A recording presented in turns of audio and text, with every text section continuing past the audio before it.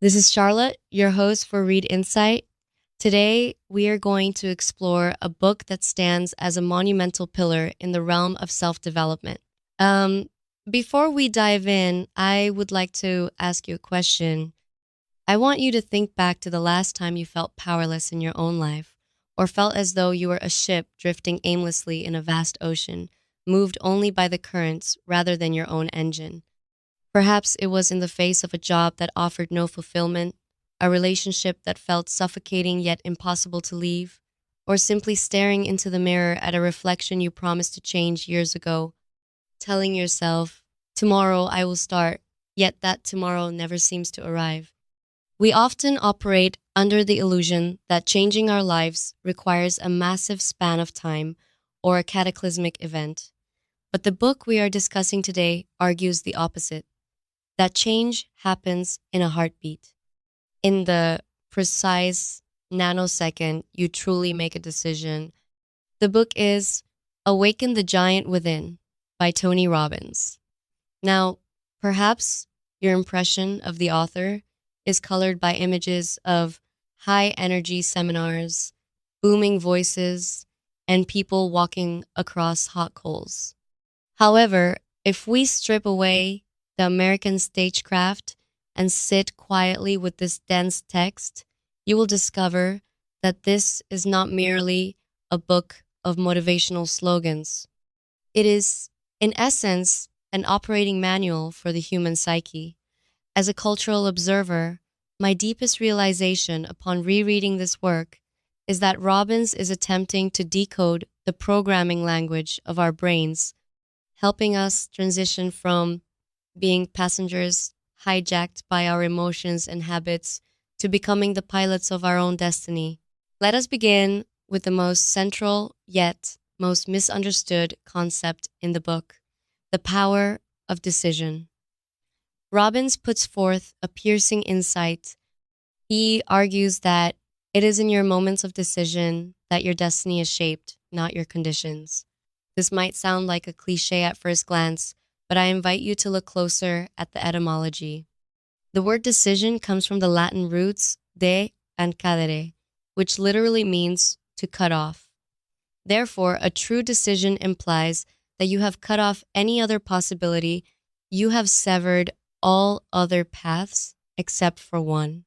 Consider for a moment how often we mistake a preference for a decision.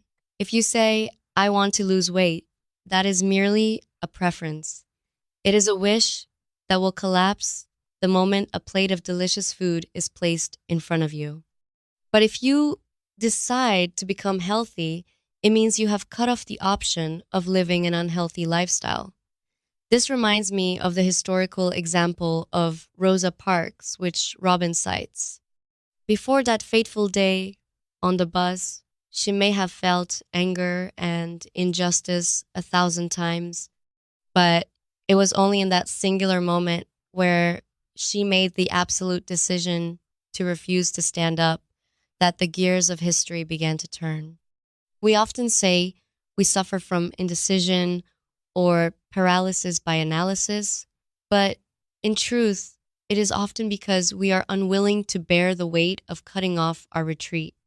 If decisions are so powerful, why do we struggle so mightily to change?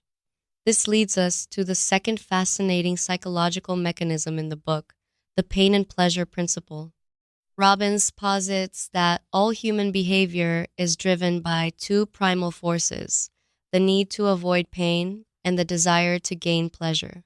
Crucially, for most people, the drive to avoid pain is biologically stronger than the drive to gain pleasure.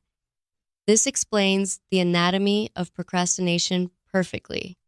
We all know intellectually that exercise leads to health, which is a form of long term pleasure. However, getting up from a comfortable sofa right now to run in the cold involves immediate physical pain or discomfort. When the brain calculates that the pain of action is greater than the pain of inaction, we stay on the sofa. Interestingly, why do some people suddenly change their entire lifestyle after a grim diagnosis from a doctor? It is because in that moment, the pain of not changing has suddenly become far greater than the pain of changing. This teaches us that if we want to alter any behavior, we cannot rely solely on willpower, for willpower is a finite resource. Instead, we must use what Robbins calls Neuro-Associative Conditioning. It sounds technical, but it simply means rewiring what our brain links to pain and pleasure.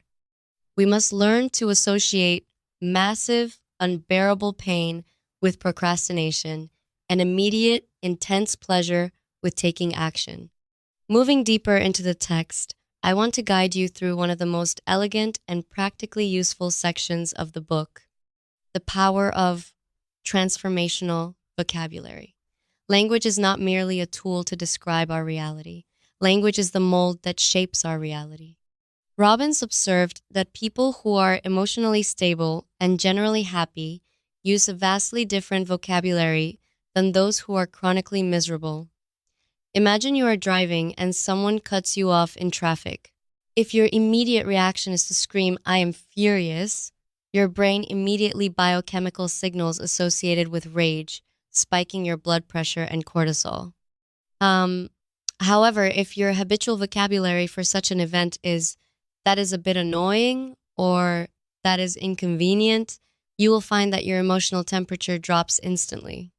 This is not about lying to oneself or toxic positivity. It is about intervening in the brain's interpretation process. The book offers an intriguing example of redefining problems as challenges or failures as learning opportunities.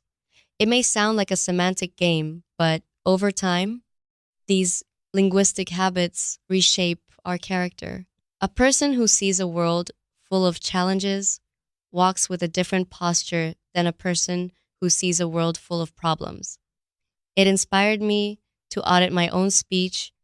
How often do we use extreme catastrophic language like "I'm devastated" or "this is a nightmare" for minor inconveniences, thereby trapping ourselves in an emotional cage of our own making?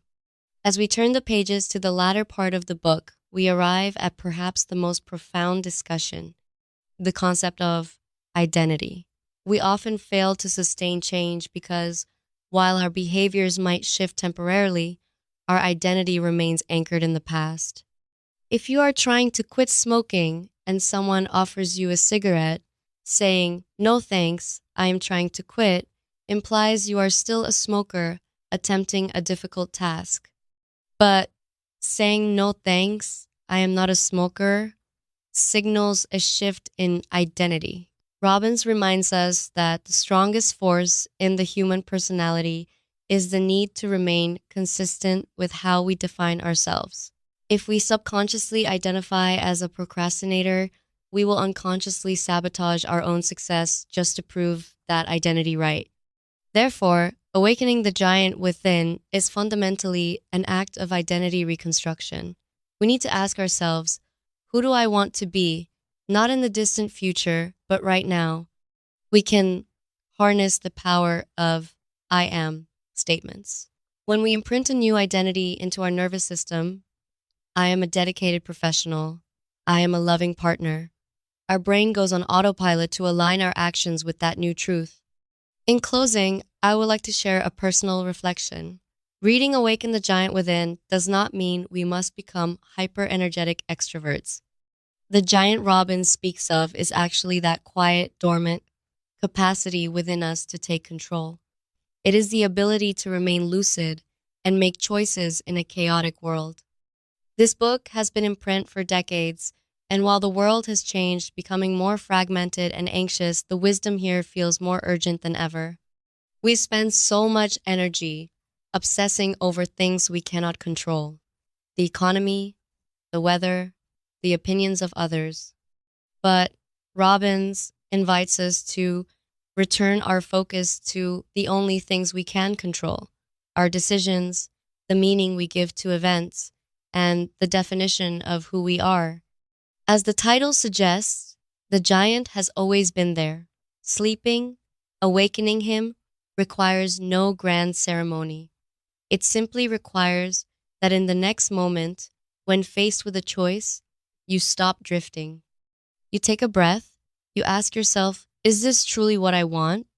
And then you make a real decision, you cut off the path of retreat, and you move forward. This has been a journey of self discovery, and it has been my pleasure to be your guide, Charlotte. I hope today's insight creates a ripple in your mind, encouraging you to firmly grip the steering wheel of your own life once again. Until we meet again on Read Insight.